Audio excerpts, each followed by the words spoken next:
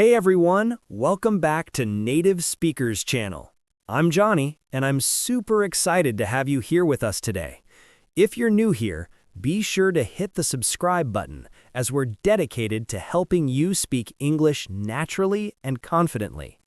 Today, we've got an amazing lesson for you. We're diving deep into phone call conversations in English. Whether you're calling a friend, making a business call, or ordering food, by the end of this lesson, you'll feel so much more comfortable on the phone. I'm joined by my fantastic co-host, Sarah, and we're going to walk you through everything step by step. So, grab a notebook, get comfortable, and let's get started. Thanks, Johnny. I'm so glad to be here. You know, phone conversations can be really intimidating for English learners, but they don't have to be. Let's start with the basics. Answering the phone when a friend or family member calls. Absolutely. So, Sarah, when your phone rings and you see it's your best friend calling, what do you usually say? Well, it depends on how close we are. If it's my best friend, I might just say, hey, or hi, what's up? Very casual and relaxed. Exactly. And that's the key word, casual. With friends and family, you don't need to be formal. You can say things like, hello, hey there, hi, how's it going? What's up?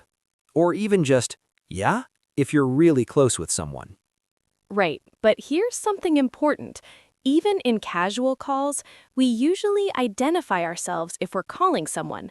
For example, if I'm calling my friend's new number, or maybe I'm calling a classmate I don't talk to often, I'd say something like, hi, this is Sarah from your English class. Is this Tom? Or, hey, it's Sarah. We met at the party last week. Is this a good time to talk? Perfect. And that brings us to another crucial phrase. Is this a good time? Or, are you busy? These questions show respect for the other person's time. Absolutely.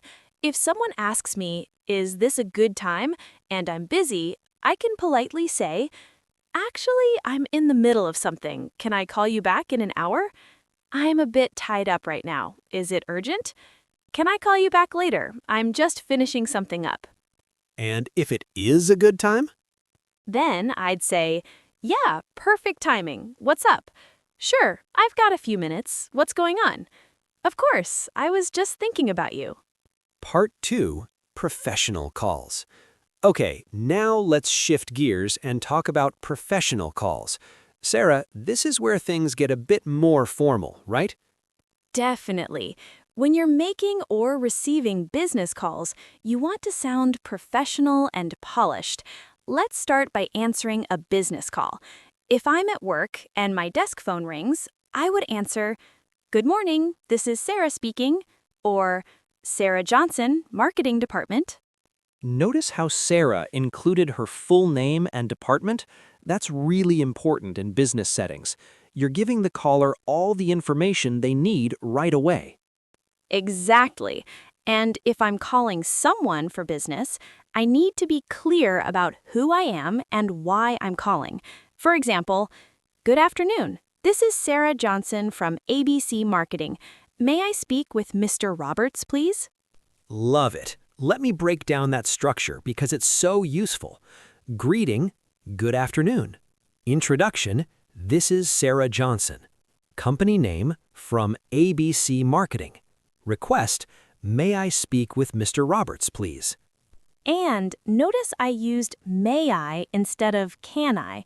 It's more formal and professional. Other phrases you can use are, I'd like to speak with, could you please connect me to, is Mr. Roberts available? What if the person you're calling for isn't available? Good question. The receptionist or assistant might say, I'm sorry, he's in a meeting right now. Would you like to leave a message? She's not at her desk at the moment. Can I take your number? Or, he's on another call. Can I have him call you back?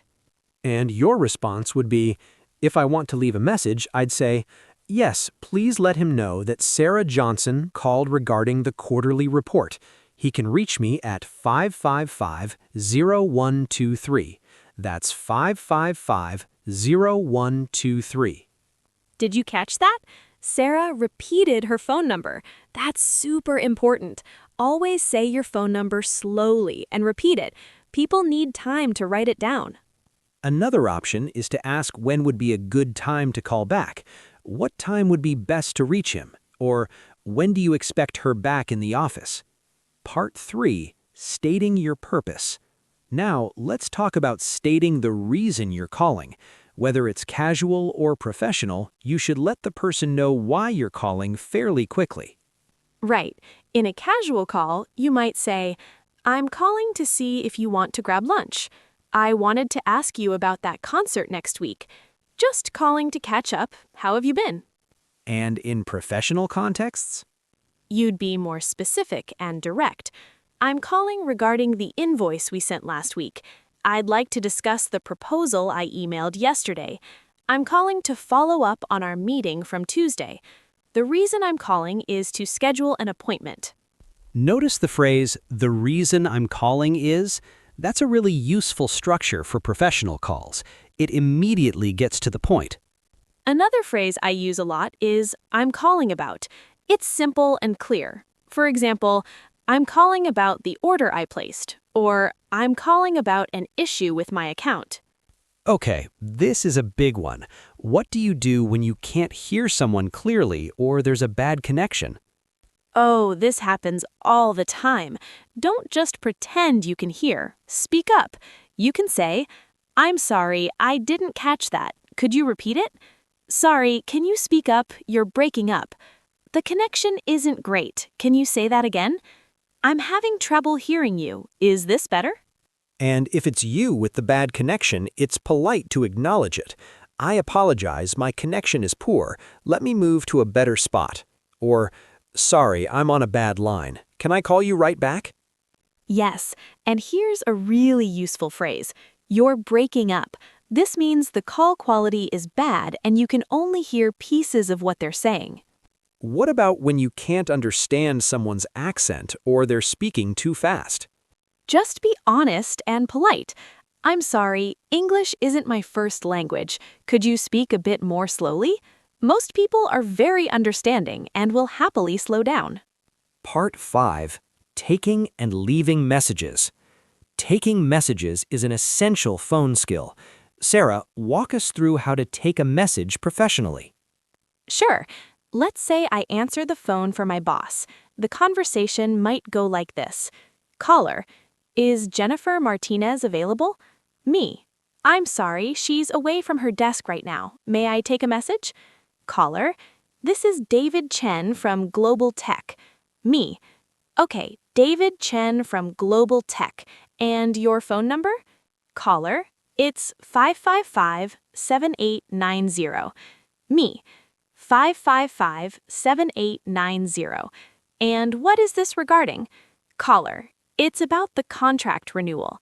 Me, "Got it. I'll make sure she gets the message." Perfect.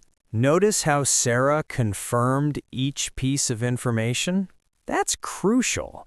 You want to make sure you have the caller's full name, the company or organization, phone number, and reason for calling. And always repeat the phone number back to them to make sure you got it right. Now, what if you need to leave a message? Here's a good template. "Hi, this is your name from company. I'm calling about reason. Please call me back at number." Again, that's repeat number. "Thank you." Keep your message concise but complete. Don't ramble on for 2 minutes. Get to the point quickly. Let's talk about putting people on hold. This is something that happens a lot in business calls.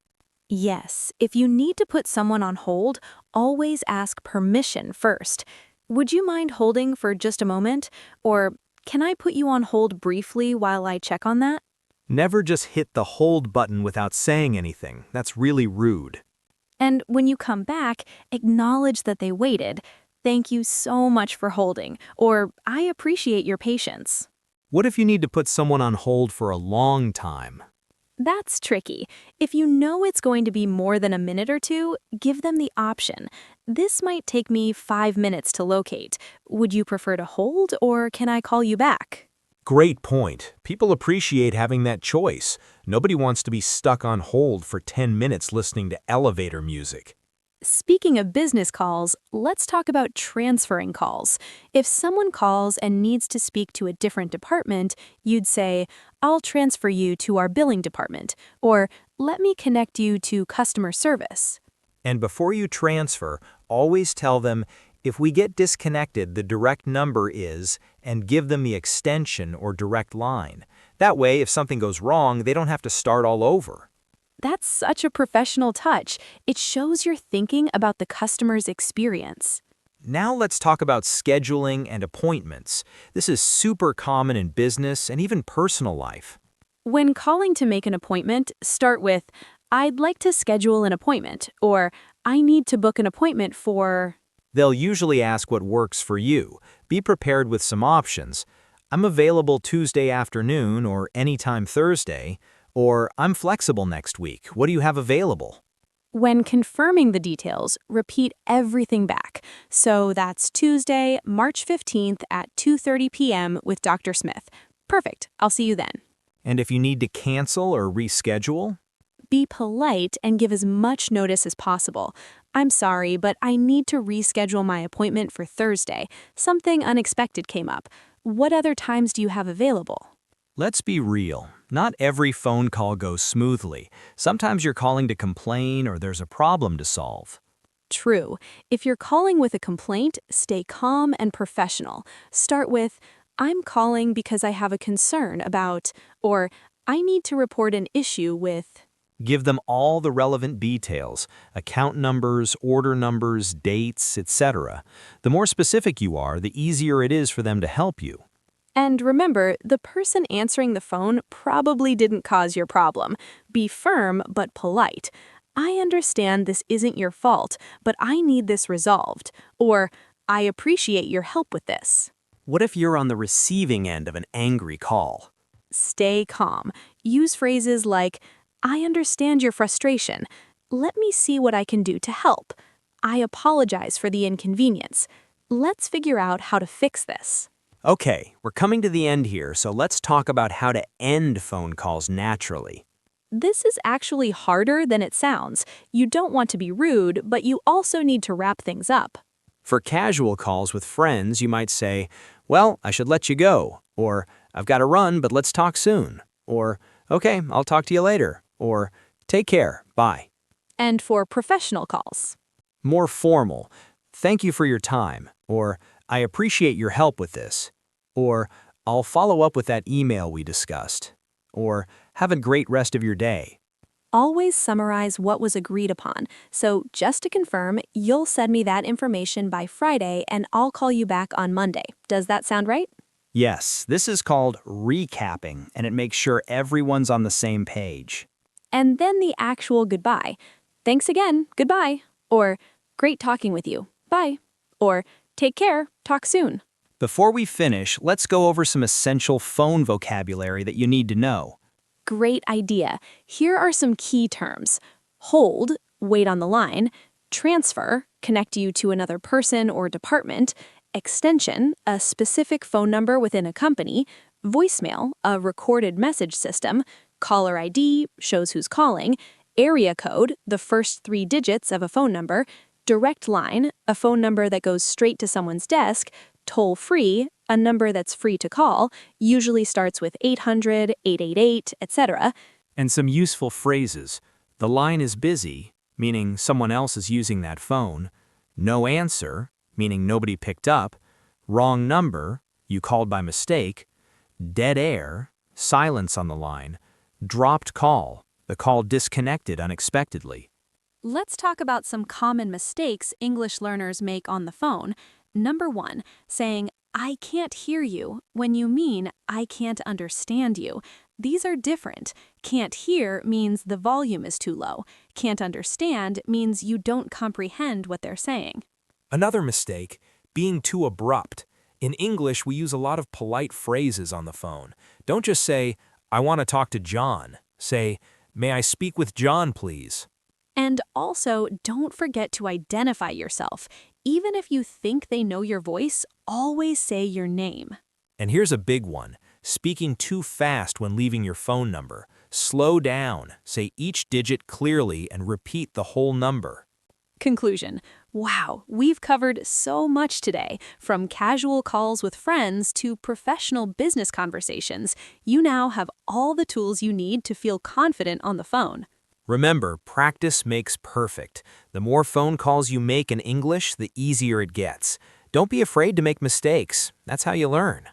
Start small. Maybe call a restaurant to order takeout or call a store to ask about their hours. These simple calls are great practice. And if you're really nervous, write down some key phrases before you call. There's nothing wrong with having notes in front of you. Exactly. Thanks so much for watching, everyone. If you found this helpful, please give us a thumbs up and subscribe to the Native Speakers channel for more English lessons. And let us know in the comments, what's the hardest part about phone calls in English for you? We'd love to hear from you. Until next time, keep practicing, stay confident, and happy learning. Bye, everyone. See you in the next video.